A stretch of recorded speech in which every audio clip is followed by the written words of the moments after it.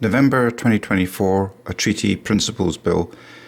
November will be the beginning of a very exciting time for most New Zealanders, but more importantly, hopefully it will also be the beginning of the end of the severe gravy train racism that festers in otherwise such an all-round beautiful country.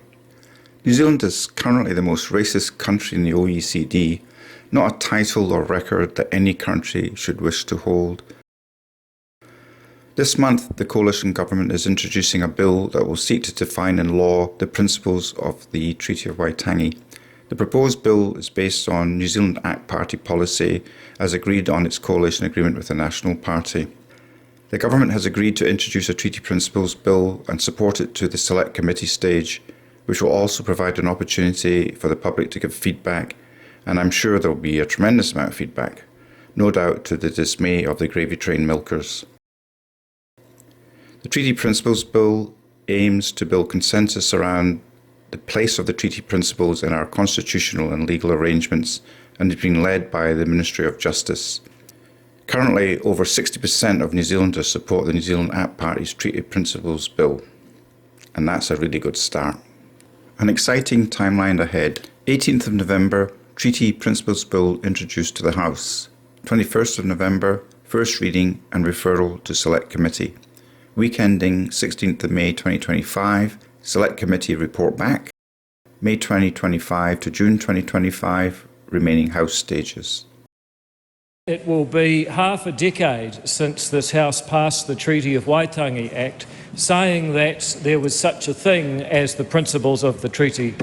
Since that time, Parliament has been silent about their definition, while the courts, the Waitangi Tribunal, the Public Service and many others have had their say. This government is introducing a Treaty Principles Bill to democratise that process of defining the treaty principles, because for the first time through this representative House of Parliament, all New Zealanders will have a say about what our founding document and our constitutional future means. The Treaty of Waitangi, or Te Tiriti of Waitangi as our founding document, is enormously important to our past but also to our future and our conception of ourselves as a country.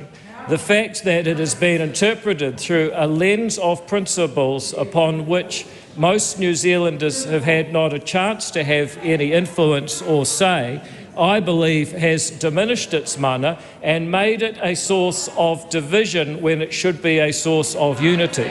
The Treaty Principles Bill and the debate surrounding it is designed to enhance the mana of Te Tiriti and ensure that all New Zealanders believe they are invested in its principles. Some mischievous people have made false claims. It is impossible to abolish the treaty. What we are doing is democratising the process of defining its principles, which have been going on for the last 50 years almost, but without the vast majority of New Zealanders having any kind of input or say into it. This will enhance the treaty. It certainly will not rewrite the treaty itself, let alone get rid of it. It will simply democratise the definition of its principles. The Treaty Principles Bill does have the potential to be divisive, particularly when certain leaders in WhangāreiTim who should know better threaten violence and uprisings instead of actually engaging in a democratic debate. Which iwi are supporting the bill? Is it Ngāti Whātua, Tainui, or his own tribe, Ngāti Rehia?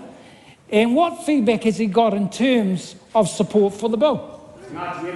Well, Mr. Speaker, I've heard support for the bill from people up and down this country, and those people are Māori, they're non-Māori, they're old, they're young, they're from north, they're from south, they're from down, they're from town, they're from country. There is widespread support for the idea. In fact, the member may have seen opinion polling by Curia, which found 60% of New Zealanders support the principles in the bill, 18% oppose it, and maybe it's time for the member to get on board. There are clearly people who would like to make the Treaty Principles Bill a debate between races. People that say that have bought in to the fetish of racial identity, that is our race, it is our ethnicity, it is our background and ancestry that defines us more than anything else. But the truth is, Mr. Speaker, that there are Māori who agree with this particular kaupapa, there are Māori who disagree,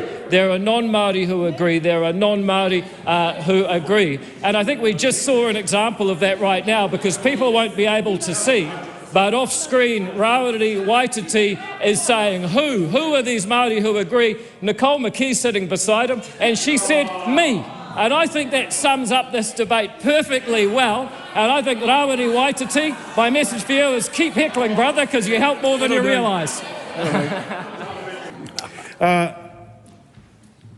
Given the Associate Minister of Justice has become an expert in Te Tiriti o Waitangi, can you tell me how many Māori chiefs signed Te Tiriti o Waitangi?